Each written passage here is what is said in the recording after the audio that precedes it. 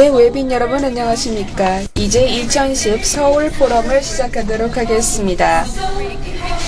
올해는 서울경제신문 창간 50주년을 기념하여 열리는 행사입니다.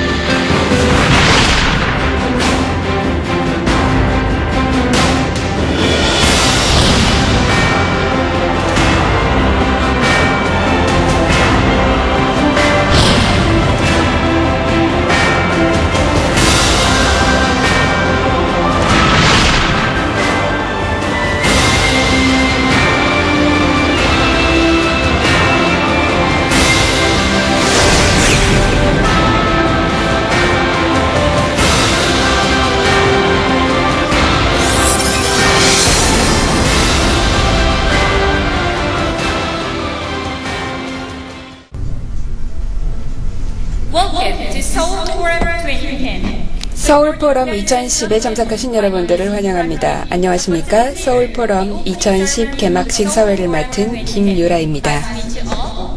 만나뵙게 되어서 반갑습니다.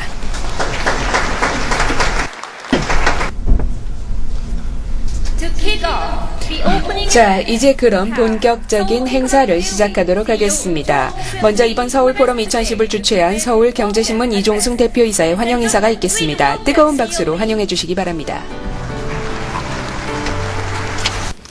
서울포럼 2010 개막을 맞아 자리를 함께해 주신 내기인 여러분 안녕하십니까. 서울경제신문 사장 이종승입니다.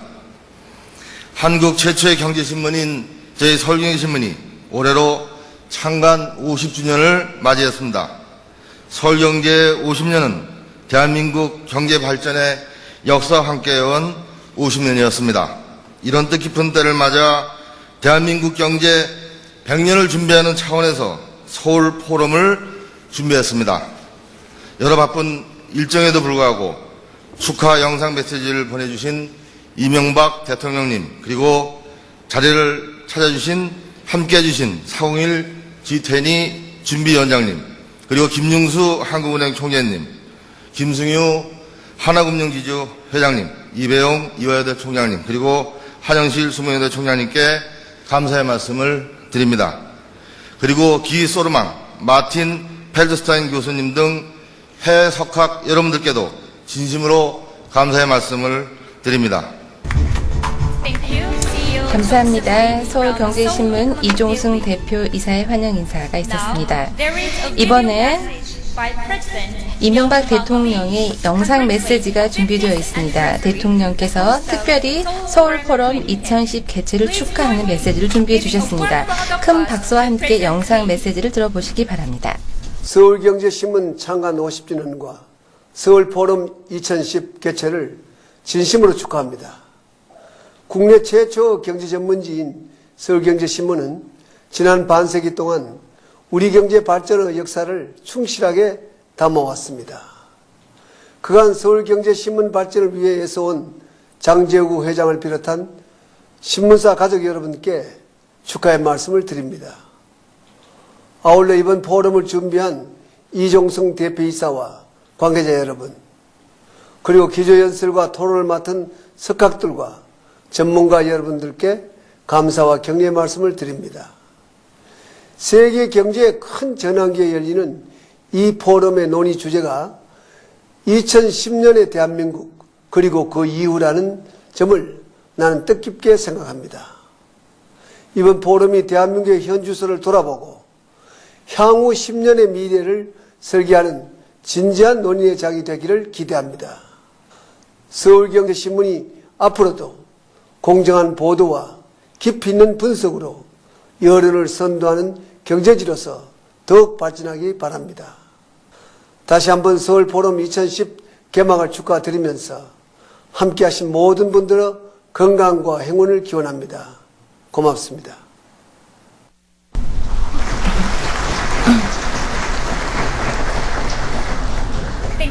감사합니다. 이어서 축사가 준비되어 있는데요. 401 G20 정상회의 준비위원장의 축사가 있겠습니다. 여러분 뜨거운 박수로 환영해 주시기 바랍니다.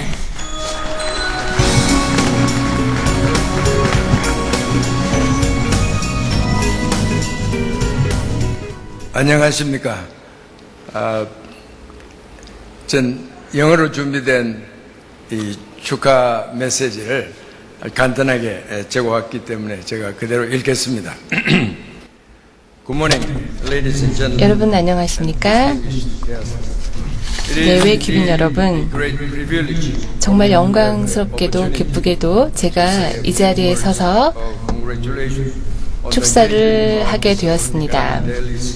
서울경제신문 50주년 창간 기념을 맞이하여 열리는 이번 회의에서 제가 축사를 맡게 되었습니다.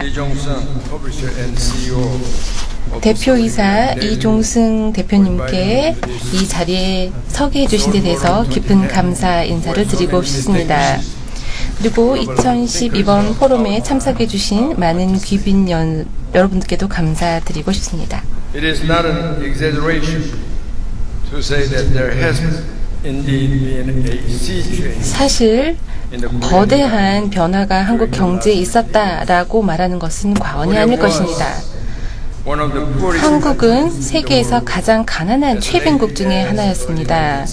1960년대까지만 해도 그런 최빈국이었던 한국이 이제는 OECD 회원국으로 성장을 하게 되었습니다. 그뿐만 아닙니다. 올해는 한국이 G20 정상회의의 의장국으로서 20개의 선진국들을 한국으로 초대하는 그런 큰 행사를 맡게 되었습니다. 분명한 사실은 한국 서울경제신문이 앞으로 전체 한국의 경제 발전에 있어서 굉장히 중요한 족적을 남겼다라고 하는 것입니다. 굉장히 건설적이고 다양한 경제적인 그런 의견을 제시했기 때문이죠. 이런 중요한 자리에서 서울경제신문이 최고의 석학들을 한자리에 모아서 한국과 세계 경제의 자리를 한번 점검해보고 성장 전략에 대해서 제안을 듣기로 하는 것은 굉장히 중요한 자리라고 생각합니다. 기술 발전이 빠르게 되어가고 있고 또 세계화가 빠르게 되어가고 있는 상황에 있어서 전 세계에 있어서 굉장히 큰 도전 과제가 기다리고 있습니다. 한국 경제도 예외는 아닐 것입니다. 우리는 이제 아주 현명한 지혜를 가지고 이런 도전 과제를 극복해 나가야 할 것입니다. 한국은 아직도 갈 길이 많이 남아 있습니다. 이런 선진국을 따라잡아야 되고요. 그리고 높은 삶의 질을 누려야 할 것입니다. 그렇게 하기 위해서는 우리 국가의 자긍심을 우리 경제 성장의 잠재력을 깨우는 데 모아야 될 것입니다. 기술적인 혁신이 이런 면에서 굉장히 중요하다고 할 수 있습니다. 또 이와 동시에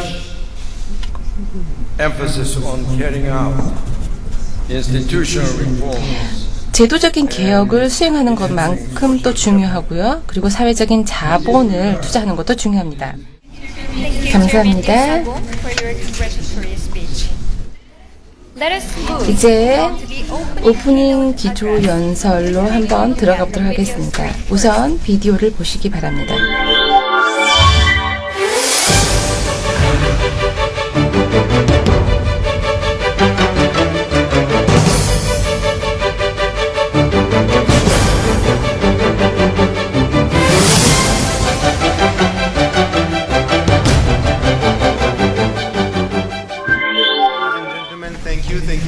네, 외빈 여러분 안녕하십니까? 저를 이렇게 초청해 주셔서 대단히 감사합니다. 개인적으로도 이렇게 기조 연설을 하게 되어서 대단히 영광스럽게 생각합니다. 특히 저의 좋은 동료죠. 벌써 25년 전부터 제가 그 한국과 이렇게 많은 그 지식을 공유하고 또 우정을 공유해 왔는데요. 여러분들이 이미 가지고 계시겠습니다만은 저는 오늘 이 자리를 빌어서 더 나은 한국을 위한 12개의 제언을 하고자 합니다. 사실 서울경제신문이 오늘 이 행사를 하는 데 있어서 굉장히 많은 노력을 기울인 것을 알고 있습니다. 하지만 여러분들께서 제가 영어로 그 연설을 하는 데 대해서 어떻게 보면 조금 의아해하실 수도 있고 제가 여러분들께 제언을 한다는 것이 어떻게 보면 어불성설일 수도 있습니다. 왜냐하면 여러분들이 여러분의 상황을 훨씬 더 잘 알 테니까요. 하지만 제가 경제라는 것에 대해서 얘기를 할 때는요. 많은 경제학자들이 전통적으로 의미하는 경제와는 조금 다릅니다. 어떤 툴에 관한 것이 아니라요. 비경제적인 요소들 그러니까 사회나 문화화 그리고 한 국가의 안정성이라는 모든 사회적인 요소들도 포함을 하게 됩니다. 그래서 제가 일반적으로 미래 경제에 대해서 얘기를 할 때에는 어떤 전통적인 의미의 경제적인 아이템과는 조금 거리가 있다는 것을 말씀을 드립니다. 그리고 제가 말씀드리는 내용이 어떤 부분에 있어서는 조금 토론의 여지가 남을 수도 있습니다. 하지만 제 개인적인 생각으로는요. 토론이라는 것은 저희의 지적인 개발을 위해서 매우 좋은 요소라고 생각을 합니다. 그래서 제가 여러분들께 드리는 제언들에 대해서 여러분께서 동의를 하실 수도 있고 동의를 하지 않으실 수도 있습니다만은 중요한 것은 동의를 하느냐 안 하느냐가 아니라 이것을 통해서 어떤 생각의 사고의 전환을 만들어낼 수 있다는 것입니다. 사실 저는 한국을 주기적으로 방문을 하기도 합니다만은 이미 25년 전부터 한국에 대한 어떤 변화상을 굉장히 유익 있게 보고 있었습니다. 따라서 이명박 대통령님께도 제가 개인적으로 어떤 정치적인 재원에 관한 이야기도 나눌 수 있었다라고 생각을 하고요. 그래서 지난 25년간은 한국이 어떻게 경제적으로 성장을 해왔는지 저 개인적으로 일생을 통해서 학자로서 그리고 연구자로서 살펴볼 수 있는 굉장히 소중한 기회였습니다.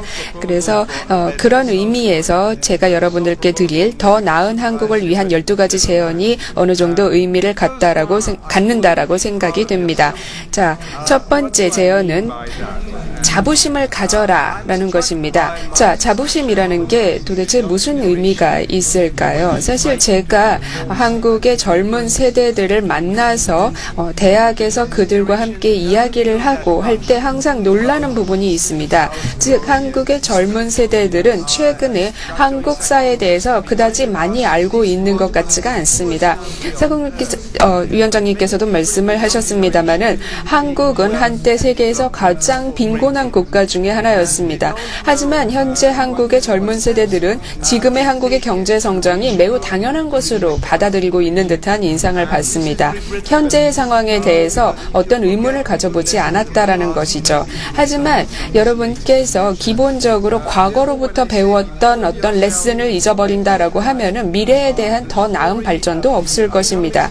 그렇기 때문에 어떤 경제 성장, 한국의 경제 발전에 대한 모든 스토리는 모든 사람들이 공유하고 있어야 합니다. 그것은 단순히 한국에만 국한되는 얘기는 아닙니다만은 한국의 경제사야말로 그리고 더 매우 적확했던 정치 발전사야말로 단순히 한국에서만 공유할 수 있는 그런 이야기가 아니라 전 아시아 지역에서도 충분히 공감을 살 만한 이야기라고 생각을 합니다. 왜냐하면 한국은 그 자체로 민주사의 성공적인 예시이기도 하기 때문입니다. 이 부분에 대해서는 사실 의심의 여지가 없죠. 전 세계적으로 정치적으로 봤을 때 굉장히 괄목할 만한 성장을 이루어낸 국가이기도 합니다. 그리고 경제 성장 역시 빼놓을 수 없죠. 경제, 기술, 민주주의 분야에 있어서 괄목할 만한 성장을 이룬 국가라는 점을 우리의 젊은 세대들에게 알려줘야 합니다. 우리의 젊은 세대들은 이 모든 성공을 너무나 당연한 것으로 받아들이고 있기 때문입니다. 한국을 넘어서 전 세계적으로 여러분들이 이 이야기를 알려줘야 합니다. 여러분께서 점진적으로 이루어져 왔던 정치적인 발전에 대해서도 알려주셔야 되죠. 정치적 발전 그리고 경제적 발전이라는 것이 서로 모순된 요소가 아니라 서로 평행선을 그려오며 발전해 왔다라는 것에 초점을 맞추어서 PR을 하셔야 될 것입니다. 그렇지만 이런 부분을 봤었을 때 여러분들께서는 어떤 대한민국의 문화유산에 대해서는 그다지 많이 활용을 하시지 않은 것 같습니다. 이 한국이라는 나라는 단순히 경제성장이나 민주주의 수립 그 이상을 넘어서서 매우 강력한 문화를 가지고 있는 국가입니다. 특히 한국은 굉장히 오랜 기간 동안 식민 문화를 경험한 국가이기도 한데요. 이것 역시 한국에 있어서 어떤 모멘텀을 제공한 경제 성장의 한 역사라고 보고 있습니다. 그렇기 때문에 젊은 한국 세대들은 한국의 상황에 대해서 알고 이 스토리를 알려야 한다라는 것입니다. 하지만 스토리는 절대 공유가 되어야 합니다. 그것이 곧 국수주의를 의미하는 것은 아닙니다. 하지만 더 많이 나아가고 전 세계 시장에서 상대 우위, 비교 우위를 차지하기 위한 하나의 스텝이라고 보시면 되겠습니다. 그래서 브랜드와 문화 이런 것들을 우리가 생산하는 제품과 함께 PR을 해야 된다라는 것입니다. 제품이라는 것은 다른 나라로 나가게 되면은 긍정적인 부분과 부정적인 부분을 다 가지게 됩니다. 하지만 문화적인 이미지라는 것 역시 마찬가지 속성을 가지고 있기 때문에 같이 커뮤니케이션을 해야 된다라고 합니다. 제가 지난 수년간 이 부분에 대해서 지속적으로 강조를 해왔는데요. 한국 정부는 일단 민간 분야에 있어서 훨씬 더 액티브하게 활동을 해야 합니다. 그러니까 어떤 PR 캠페인을 훨씬 더 포커스가 맞춰진 타겟 커스터머를 제시를 함으로써 그 PR 캠페인을 하셔야 된다라고 지금까지 지속적으로 말씀을 드려왔는데 어떻게 체계적으로 아직까지도 잘 정착이 안 되어 있다라는 느낌을 받고 있습니다. 왜냐하면 한국은 특히 유럽이나 그리고 미국에 있어서는 아직까지 잘 알려지지 않은 국가로 남아있다라는 사실을 명심하십시오. 그리고 또 하나 여러분들께 말씀드리고 싶은 것은요. 제가 한국의 대통령님께도 한번 특히 제언을 하고 싶은 부분이기도 한데요. 서울에 한국사 박물관을 건립을 하시는 겁니다. 그렇게 함으로써 이런 노력을 통해서 한국의 특히나 모던 한국, 근대 한국의 성공 스토리를 한눈에 볼 수 있는 장소로서 활용을 해야 한다라고 생각을 합니다. 여기에서는 분명히 쌍방향 테크놀로지도 충분히 활용을 할 수 있는 그런 기회가 되겠죠. 그래서 이런 부분에서부터 시작을 해서 한국이 얼마나 경제적인 성공을 이뤄내는 데 있어서 문화적, 역사적 요소를 활용해 왔는지를 PR하셔야 된다라고 봅니다. 자, 두 번째 제언으로 넘어가겠습니다. 이것이 제가 첫 번째 제언과 연결이 된다라고도 말씀을 드릴 수 있는데요. 두 번째 제안은 대한민국 국가 브랜드 창출입니다. 사실 대한민국의 국가 브랜드라는 것은 전 세계 글로벌 마켓에서 봤을 때 엄청난 효과를 가져오게 됩니다. 메이드 인 USA, 메이드 인 프랑스, 메이드 인 젊은이를 한번 생각을 해보십시오. 이것은 그 자체로 경제적인 성장의 반증이 아니겠습니까? 프랑스의 향수라고 하면은 그것 자체로 어떤 그 이미지를 갖고 있지 않습니까? 그렇기 때문에 한 국가는 이미지를 가지고 있어야 합니다. 이같이 이미지를 소유하고 있다라는 것은 매우 중요한 시장 내에서의 경쟁 우위, 비교 우위를 의미합니다. 하지만 지금까지 봤을 때 한국은 조금 제한적인 이미지, 브랜드 이미지를 가지고 있었던 것 같습니다. 물론 한국의 민간 기업들은 어떤 브랜드 이미지 전략을 가지고 있었지만 이것은 국가적인 접근은 아니었습니다. 그렇기 때문에 이 같은 민간 기업들이 어떤 브랜드 이미지를 갖고 있었다 하더라도 한국과 연결이 되지 않는 것이 사실입니다. 따라서 미국의 소비자들이라던가 아니면 유럽의 소비자들은 삼성 휴대폰이 어느 국가 거냐라는 것에 대해서 잘 알지 못합니다. 오히려 일본 것이라고 헷갈려서 알고 있기도 하죠. 하지만 이런 삼성 그 브랜드 사람들과 얘기를 해보면 삼성 브랜드 자체를 한국이라는 국가 브랜드와 연결시키지는 않는 것 같더라고요. 지금 현재까지는 그 전략에 맞았을 수도 있습니다. 하지만 지금부터는 그 제품 자체를 PR하는 것이 아니라 그 이상으로 나아가야 합니다. 여러분께서는 국가 브랜드를 확립을 하시고 지금까지 가지고 있지 못했던 전략이라던가 지식을 보충하는 전략을 짜셔야 합니다. 사실 최근에 한 달 전쯤이었던 것 같은데요. 제가 서울에서 토론회에 참석을 한 적이 있었습니다. 그래서 그때 제가 들었던 얘기가 한국이라는 브랜드를 확립하기 위해서 우리가 할 수 있는 최단 시간에 어떤 활동은 무엇이 있을까요? 라는 얘기를 들었는데요.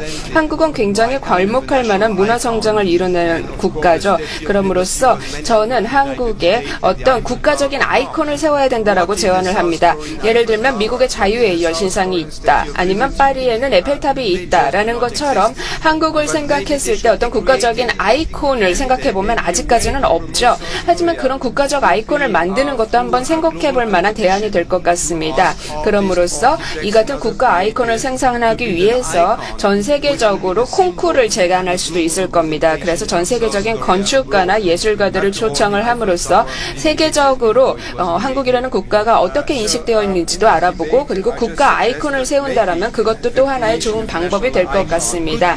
따라서 국가 아이콘을 세우는 작업이 아마도 대한민국 브랜드를 창출하는 데 있어서 가장 지름길이 아닐까라고 지금 이 순간에 제언을 드립니다. 세 번째 제언입니다. 외부 시장을 다각화하십시오. 사실 제가 봤을 때 한국은 점점 더 어떤 소수의 국가들의 좀 좌지우지 되는 것 같습니다. 일단 중국이나 일본이 그 대표적인 예가 되겠죠. 사실 장기적으로 봤을 때 이것은 매우 위험한 전략입니다. 일본의 장기 경기 침체나 경기 불황이 한국의 경제에 영향을 미칠 수도 있고요. 왜냐하면 한국 시장이 어떤 분야에 있어서는 일본 시장에 상당히 많은 그 부분을 의존하고 있기 때문에 앞으로 어떻게 될지 잘 모르지 않습니까?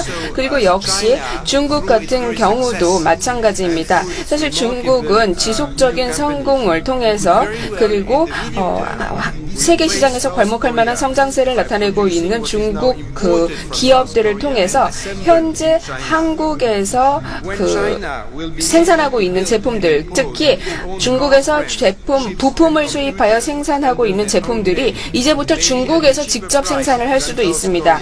그 중에서도 자동차라든가 선박, 컴퓨터 등 한국이 경쟁 우위를 가지고 있는 분야를 중국의 브랜드로 그 만들기 시작한다면, 제조하기 시작한다라면은 역시 한국에게 있어서는 특정 시장에 있어서 굉장히 심각한 영향을 받는다라는 것을 의미합니다. 그렇기 때문에 한국은 훨씬 더 혁신적으로 그리고 적확한 타겟을 가지고 엔드 유저를 공략함으로써 중국을 넘어서는 전략을 추구해야 합니다. 저는 이 부분에 대해서 다시 한번 강조를 하고 싶습니다. 그리고 또 다른 그 국가들을 보게 되면은요, 특히나 타국에서, 그러니까 대만 같은 국가에서 부품을 수입을 해서 그 엔드 유저를 공략해서 조립을 하는데 초점을 맞추는 국가들이 있는데요. 대만 같은 경우를 볼까요? 대만의 에이서 같은 기업은요, 하청업체를 시작을 했습니다만은 지금 현재는 미국의 애플사를 위협하는 대항마로 전 세계 시장에 등장을 했습니다. 이러한 그 에이서 같은 예가 굉장히 좋은 예가 되겠죠. 벤치마킹을 할 수 있는 좋은 예 말입니다. 그렇기 때문에 한국 시장 역시 직접적으로 엔드 유저를 공략하는 전략을 가지고 단순히 조립 국가가 아니라 그 브랜드 자체, 제품 자체를 생산하는 국가로서 거듭나야 할 것입니다. 네 번째 제안입니다. 자기 분야의 최고가 되라라고 말씀드리고 싶습니다. 무슨 얘기일까요? 즉, 저희가 어떤 경제 성장사를 한번 봐봅시다. 그렇다면은 한 분야에서 전문화가 되어 있다거나 아니면 비교 우위를 갖고 있다거나 하는 것이 굉장히 중요한 요소라는 것을 알 수 있습니다. 한국은 그런 부분에 있어서 교통, 그러니까 자동차나 선박 분야, 조선 분야, 혹은 IT, 건설 분야, 그리고 바이오 테크놀로지의 창업 분야에 있어서 굉장히 강세를 보이고 있습니다. 하지만 혁신이라는 것은 기존에 가지고 있던 베이스에서부터 시작할 때 성공을 거둘 수 있습니다. 그러니까 현재 여러분께서 가지고 있는 자산의 생산성과 혁신을 더해서 성공의 지름길로 가실 수 있다는 건데, 생산성과 혁신은 아직까지는 강세를 보이고 있지 않는 것 같습니다. 하지만 어떤 새로운 그것을 시작을 할 때 전통에 기반하지 않고 사전 준비 없이 시작하게 된다라면은 성공을 보장할 수 없게 됩니다. 그래서 이 얘기는 제가 한국뿐 아니라 전 세계 국가들에 해당이 된다라고 생각하는데 여러분께서 강세를 보이고 있는 분야를 좀 더 절차탕마하십시오. 자, 5번째 제언입니다. 생산성을 증대해야 합니다. 사실 한국 같은 경우는요, 놀랍게도 굉장히 열심히 일을 하는 국가이김에도 불구하고 생산성이 상대적으로 낮습니다. 미국이나 유럽 국가들 그리고 일본과 비교해 봤을 때 생산성이 낮다라는 거죠. 그렇다면 이렇게 열심히 일하는데 생산성은 왜 낮은 것일까라는 자문을 해보셔야 합니다. 제가 보기에는 원인은 명확한 것 같습니다. 물론 일정의 가정이기는 합니다만 말입니다. 자, 첫 번째로는요. 어떤 전제적인 업무 환경 문화에 기인하는 것 같습니다. 한국 기업들을 한번 보게 되면요. 특히 한국 대기업들은 굉장히 전제적인 그리고 어떻게 보면은 매우 억압적인 업무 환경을 추구하는 것 같습니다. 그래서 개인적인 혁신을 위한 가능성은 상대적으로 낮은 편이고요. 그래서 젊은 사원들은 상대적으로 자기의 목소리를 낼 수 있는 환경이 마련되지 않는 것이죠.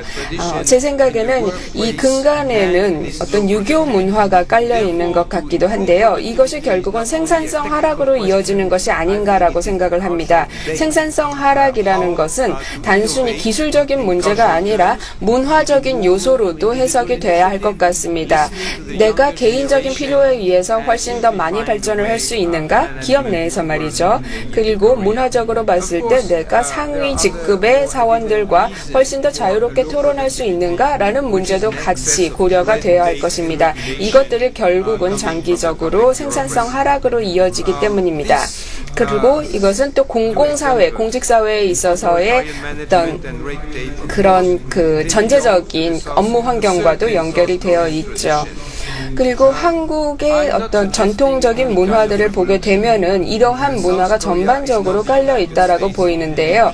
저는 그렇다고 여러분들에게 어떤 문화적인 혁명을 촉구하는 것이 아닙니다. 왜냐하면 여러분의 문화는 그 자체로 고유한 내재 가치를 가지고 있고 강점이 있기 때문입니다. 따라서 저는 이 같은 전통은 모두 고수해야 된다라고 생각을 합니다. 사실 현재 존재하고 있는 사회 구조망 자체를 해체하라는 얘기는 아닙니다. 하지만 제가 드리고 싶은 말씀은 훨씬 더 열린 마음으로 토론에 참여함으로써 문화적인 진화를 이루어 가라라는 것입니다. 점진적으로 불필요한 어떤 법적인 규제들을 드러내고 그럼으로써 국가의 생산성을 증대하는 발걸음을 해 가셨으면 좋겠습니다. 그리고 업무 환경에 있어서 조금 불필요한 유교적인 문화 그리고 전제적인 문화는 지양해야 할 것입니다. 그럼에도 불구하고 이 같은 유교 문화라는 것은 그 자체로 도덕적인 가치를 가지고 있고 여러분들에게 강점이 될 수도 있습니다. 좀 덜 폭력적이고 그리고 훨씬 더 많은 사회적인 가치와 미덕을 가지고 있는 것이 여러분에게 강점이죠. 특히 1998년 같은 경우에 이 같은 유교 문화 덕분에 한 사회의 일관성과 그리고 다 같이 극복하겠다라는 마인드를 일궈냈습니다. 왜냐하면 우리가 공통의 국가 문화를 수호함으로써 이 같은 사회의 위기를 극복할 수 있었기 때문입니다. 따라서 여러분께서 가지고 계시는 문화와 전제적인 환경 이 사이에서 그리고 어떤 전통에 근거하고 있는 원칙을 수호하면서 여러분의 생산성을 증대하는 방식을 모색해야 할 것입니다. 자, 6번째 제언입니다. 문화 자산을 활용하라. 사실 한국의 자원 중에서 가장 덜 활용된 자원은 문화라고 보입니다. 사실 한국의 문명, 그러니까 과거의 문명과 그리고 동시대적인 창출, 즉 현대의 새로운 창출은 전 세계적으로 봤을 때 매우 잘 알려져 있지 않고 그리고 활용되고 있지도 않습니다. 제 생각에는요, 한국은 지금보다 훨씬 더 나은 세계적인 관광 국가로서 발돋움할 수 있을 것입니다. 한국은요, 매우 깨끗하고 안전한 환경을 훨씬 더 많이 PR을 해야 합니다. 저는 한국만큼 안전하고 깨끗한 국가를 세계적으로 본 기억이 별로 없습니다. 이 문화자산이야말로 여러분들의 가장 큰 경제자산인데 아직까지 잘 활용되지 못하고 있는 것 같습니다. 저는 매우 자주 이 부분에 대해서 강조를 하고 있고 오늘 아침에도 이 부분에 대해서 강조하고 싶은데요. 여러분의 문화 자산을 활용한다라는 차원에서 서울국립중앙박물관을 훨씬 더 잘 활용하시라고 제언을 드리고 싶습니다. 서울국립중앙박물관은 아시아 최고일 뿐만 아니라 전 세계적으로 최고 수준의 박물관이 될 수 있음에도 불구하고 PR이 잘 되어 있지 않아서 유럽뿐만 아니라 미국에서도 서울국립중앙박물관에 대해서 들어본 사람들이 별로 없습니다. 그렇기 때문에 저는 이 같은 국립중앙박물관이 하나의 자석으로서 역할을 함으로써 어떤 혁신, 한국의 국가 혁신이라는 그리고 한국의 관광국가로서의 발돋움이라는 목적을 달성할 수 있는 전 세계적인 전략 도구가 될 수 있다라고 봅니다. 그렇게 되면 한국은 그리고 한국의 문화는 가장 중요한 수출 산업으로 탈바꿈될 것입니다. 영화라던가 TV 프로그램들 그리고 그 외에 기타 한국의 예술 부분들이 특히 미국에서도 많은 관심을 얻고 있습니다. 이 외에도 한국 디자인이라던가 한국 음식 역시 새로운 수출 산업군이 될 수가 있겠죠. 그렇지만 지금까지는 그다지 체계적으로 자원이 활용되지 않았습니다. 그래서 저는 이 같은 분야들이야말로 하나의 문화 자산으로서 활용되어야 하고 그것을 위해서는 좀 더 전문화된 교육을 받은 고급 인력들을 양성해야 된다라고 봅니다. 그럼으로써 이 같은 인력들이 다음에 이 같은 산업에 있어서 훨씬 더 많은 역할을 할 수 있을 것이고 이 같은 인력 양성을 위해서 기술학교라던가 대학을 상설하는 방안도 생각을 해봐야 합니다. 7번째 제안입니다. 교육을 세계화하라. 이 부분을 얘기하는데 조금 조심스러운데 굉장히 많은 대학에서 오늘 이 포럼에 참여를 하고 계시죠. 많은 대학 관계자 여러분들께서요. 자, 솔직하게 말씀을 드리겠습니다. 한국의 교육은요, 제가 보기에는 모든 수준에 있어서 너무 자기천착적이거나 아니면 너무 주입식에 초점을 맞춘 교육을 하고 있는 것 같습니다. 물론 커리큘럼에 따라서 달라지는 분야는 분명히 있습니다만은 대부분 대학의 커리큘럼을 보게 됐을 때에는 주입식 교육에 초점이 많이 맞춰져 있는 것 같습니다. 그리고 한국에는 지나치게 많은 대학들이 있습니다. 이렇게 많은 대학들은요, 진정으로 글로벌 시장에서 경쟁력을 갖추고 있느냐라는 자문을 하게 만듭니다. 그렇기 때문에 제가 제언드리고 싶은 것은 학생들을 모집할 때 있어서 훨씬 더 다양화되어야 한다는 것입니다. 외국에서 학생을 유치하는 방안도 생각을 해보셔야 하고요. 외국 학생들뿐만 아니라 어떤 한국어를 가르치는 사람이라던가 아니면 영어, 그것이 이제 불어가 될 수도 있고요. 무엇보다 중요한 것은 세계의 열린 문화를 가지고 있는 대학을 지향해야 된다라는 점입니다. 세계를 베이스로 해서 세계적인 석학들을 모셔오는 작업도 할 수 있겠죠. 그렇기 때문에 이 같은 활동을 통해서 저는 어떤 해외에 거주하고 있는 성공한 한국인들에게 한국의 대학들을 스폰서해주는 방안을 또 제안하기도 합니다. 이것은 미국에서는 굉장히 종종 일어나는 일인데요. 한국 사회가 그러니까 재외 한국인 사회 역시 이 같은 한국의 경제 문화 성장뿐만 아니라 교육 성장에 적극적으로 참여해야 된다라고 생각을 합니다. 8번째 제안입니다. 법규 통합입니다. 사실 다른 아시아 국가들과 비교했을 때 많은 외국인 투자자들이 한국은 그다지 매력적인 투자처가 아니다라는 얘기를 합니다. 왜 그럴까요? 왜냐하면은요, 왜냐라고 물어보게 되면은 사실 답은 굉장히 명확합니다. 외국 기업들 그리고 외국 투자자들은 한국의 법이 투명하지 않다라고 약간 두려워하는 모습을 보이고요. 법규 자체가 안정망 역할을 하지 못한다라는 얘기도 합니다. 물론 이게 적확한 단어는 아닐 수도 있습니다. 그럼에도 불구하고 정치적으로 봤을 때 그리고 미래를 생각해 봤을 때 법규나 법령에 있어서는 약간 예측 불허한 그런 부분들이 있다라는 것이죠. 그래서 외국 기업들이나 외국 투자처들 입장에서 봤을 때는 꺼려지는 부분이 있다라는 것입니다. 그렇다면 이 부분을 어떻게 솔루션을 제안을 해야 할까요? 사실 한국은 좀 더 열린 사회를 지향해야 합니다. 그렇기 때문에 저는 어떤 선거로 선출된 공직자들이 어떤 컨센서스를 이끌어내는 역할을 하시기를 바랍니다. 그래서 관련 기관들이 훨씬 더 자연스럽게 한 행정부에서 다른 행정부로 넘어가는 과정을 거칠 수 있는 역할을 공직자들이 해주셔야 한다라는 것입니다. 그래서 문화사회라는 것 그리고 시민사회라는 것이 아직까지는 한국에서 잘 정착되지 않은 것 같습니다만 이 부분에 대해서 좀 더 신경 써주시기를 바랍니다. 그래서 경제적인 효용성과 노동법규 그리고 복지라는 이 세 가지 요소 사이의 밸런스가 아직은 찾아지지 않은 것 같습니다. 여러분은 좀 더 유연하고 자유로운 노동시장을 필요로 하십니다.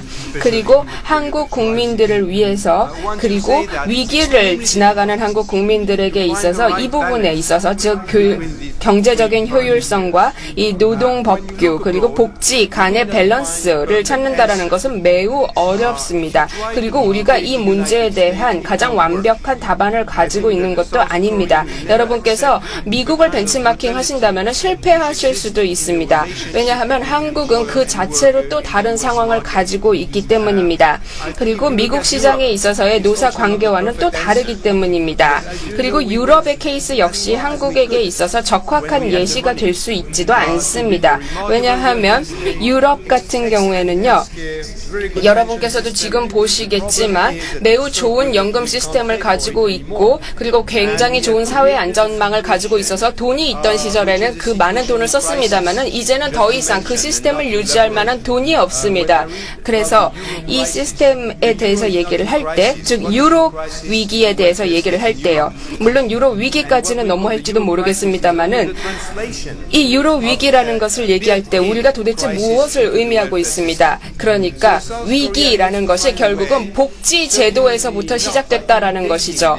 그렇기 때문에 한국은 단순히 미국의 경험을 모방하거나 아니면 유럽의 모델을 따라가기보다 제3의 방안을 모색해서 그 사이에 어디에 접점을 찾아내시기를 바랍니다. 그래서 그 다음 제언으로 넘어가겠습니다. 9번 제언은 건전한 예산 세제 정책을 유지하십시오라는 것입니다. 1998년에 이미 한국은 굉장히 많은 교훈을 얻었죠. 그래서 이제 2010년 그리고 지난 2년 전부터 한국은 다른 국가들에 비교해서 이번 금융위기를 훨씬 더 건전하게 그리고 빠르게 극복해 나가고 있습니다. 그래서 여러분들께서는 단순히 어떤 그 경기 부양책을 지나치게 활용하는 것이 아니라 예산 정책이라던가 관련 정책을 매우 적절하게 활용하고 있습니다. 따라서 건전한 예산 정책이라는 것은 자국 통화를 강화하는 데 있어서 선결 조건이라고 보입니다. 그리고 한국에만 적확하게 맞는 그런 솔루션이 있는 것은 아닙니다. 전 세계적으로 상황이 연결되어 있기 때문이죠. 그래서 이런 의미에서 봤을 때 G20 정상회의는 굉장히 이 같은 불안정성을 해결하는 데 있어서 중요한 기회가 될 것 같고요. 오늘 조금 있다가 라구람 라잔 교수님께서도 미국의 US 달러에 대해서 얘기를 해주실 것 같은데요. 요즘 기조는 그렇죠. 우리의 미국 달러고 문제는 당신들의 문제입니다. 이렇게 얘기를 하는 기조가 있는데 이 부분에 대해서도 저희가 어떻게 밸런스를 맞출 수 있을지 새로운 시스템을 만들어내야 되겠죠. 사실 왜냐하면 지금 전 세계적인 불안정성은 미국 달러의 미화의 어떤 환율이 요동치는 데서 기인했으니까요. 자, 10번째 제언입니다. 적절한 이민 정책을 세우십시오. 자, 오늘 아침에도 제가 관련 기사를 보았는데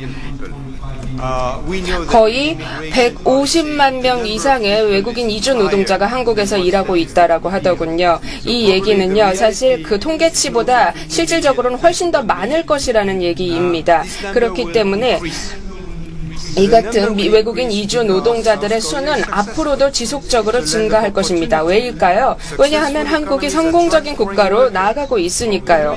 경제가 훨씬 더 나아지고 있으니까요.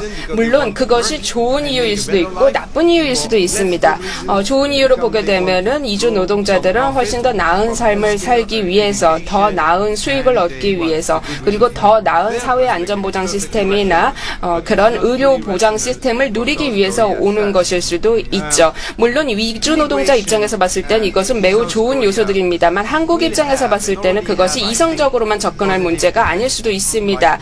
그렇기 때문에 한국 입장에서는 외국인 이주 노동자가 많아지게 되면은요, 노동시장이 좀 더 탄력적이고 젊어진다라는 장점도 있고, 그리고 어떤 블루컬러 워커들이 훨씬 더 많은 일을 할 수 있다라는 그런 장점도 있을 수 있습니다. 하지만 그럼에도 불구하고 생각해봐야 할 단점들도 있습니다. 사회적인 구조가 무너질 수도 있고요. 복지 비용이 증가할 수도 있습니다. 그렇기 때문에 이 이민 정책이라는 것은 여러분의 미래의 일부가 될 것입니다. 그래서 한국 사회를 위해서 이민 정책은 무엇보다도 중요한 것입니다. 늦기 전에 대책을 마련하셔야 합니다. 100만 명 이상의 이주 노동자들이 다양한 문화와 다양한 언어를 가지고 와서 이미 정착한 것을 깨달았을 때에는 대안을 찾기에는 너무 늦었을 겁니다. 그래서 지금 하셔야 합니다. 물론 다양한 모델을 벤치마킹을 하셔야 되겠죠. 여러분들께서 한번 눈여겨보셔야 할 곳들은 유럽 국가들이고요. 특히 그중에서도 스위스 모델을 한번 눈여겨보시면 좋을 것 같습니다. 스위스의 모델은요, 굉장히 적절한 예로서 이주 노동자들에게 적절한 그 직업이 보장되지 않는다라면은 살 기회도 없다라는 식의 기조 정책을 유지하고 있기 때문에요. 여러분들께서 스위스 모델과 함께 살펴보시고 미국 같은 경우에는 여러분과 완전히 상황이 다르기 때문에 적절히 참고하시면 되겠습니다. 자, 11번째, 미래 도시를 구상하라라는 제언을 드리고 싶습니다.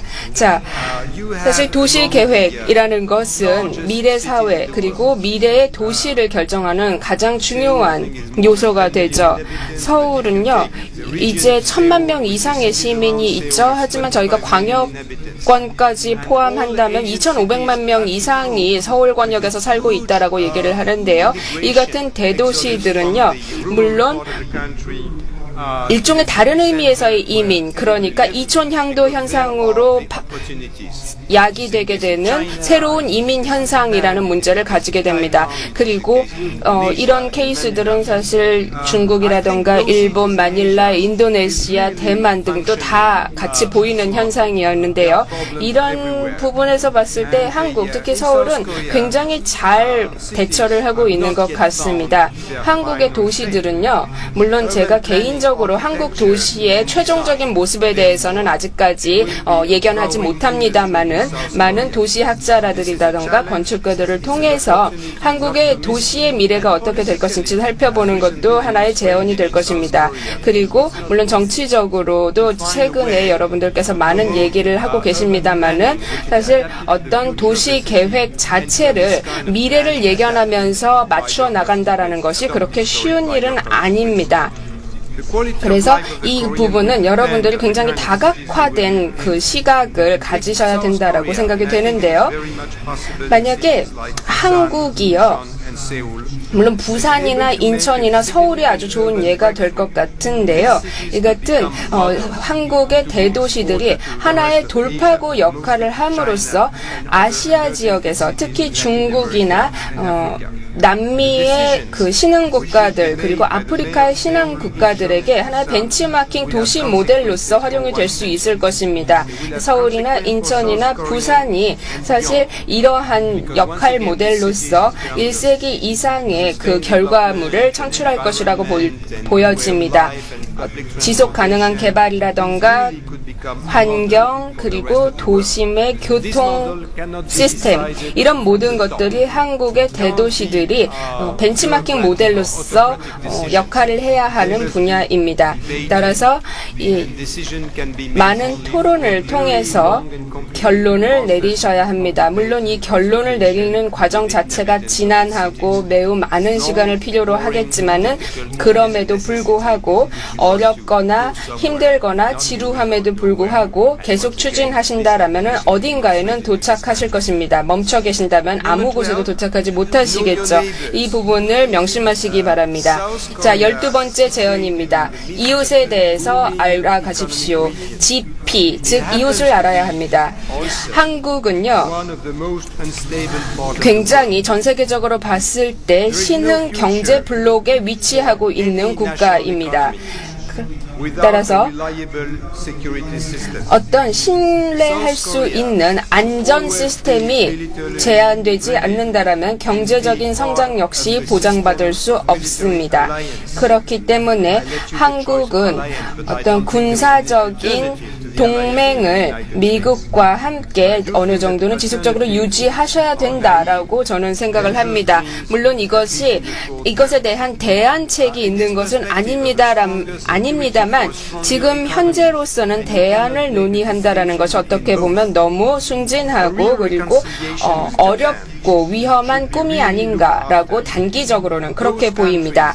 그리고 일본과의 화해 역시 한번 생각해 보셔야 하는 문제입니다. 이 양국은요, 물론 역사적으로 적국이었을 때도 있습니다만은 프랑스와 독일처럼 어떤 자연스러운 파트너 관계로 동반자 관계로 나아가셔야 할 때입니다. 이 프랑스와 독일은 성공하지 않았습니까?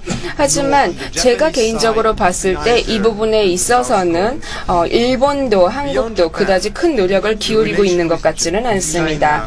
자, 일본을 넘어서서 이제 중국을 보십시다. 중국과의 관계는 훨씬 더 복잡하고 중요합니다. 왜냐하면 중국의 정치 체제가 사실 완벽하게 예측할 수 있는 그런 트랙을 따라가지는 않기 때문입니다. 게다가 중국과 북한의 양국 관계가 명확하지를 않습니다. 물론 한국의 통일을 위해서 어떤 그 적합한 솔루션이 있다라고는 아무도 지금 현재로서는 보고 있지 않습니다만은 그럼에도 불구하고 최소한 어떤 중국의 개입 없이 적절한 남북 관계를 형성할 수 있도록 노력을 해야 된다라고 생각을 합니다. 그래서 다시 한번 경제적인 전략을 세움으로써 그 중국과 북한이 아니라 그 대안을 찾을 수 있도록 생각을 해야 됩니다. 이 경제적인 전략 정책이라는 것이 결국은 안정 정책으로 이어질 수 있기 때문입니다. 제가 한국의 어떤 학자들과 얘기를 나눠보게 되면은요, 사실 EU보다는 동북아 유니언에 대해서, 동북아 동맹에 대해서 많이 얘기를 하고 있는 것 같은데요. 물론 EU라는 것에 어떤 새로운 복제 모델이 나타날 수 있습니다. 하지만 아직까지 봤을 때는 조금 추상적이지 않나라는 생각이 드는데요. 그래서 이런 형태의 그런 EU 같은 동맹은요, 하나의 컨센서스에서부터 출발을 했죠. 그러니까 민주주의라던가 아니면 정치적으로 이미 컨센서스가 기반이 되고 유럽 동맹이 탄생을 한 것이었는데요. 아직 동북아에서는 그런 현상이 보이지 않는 것 같습니다. 감사합니다.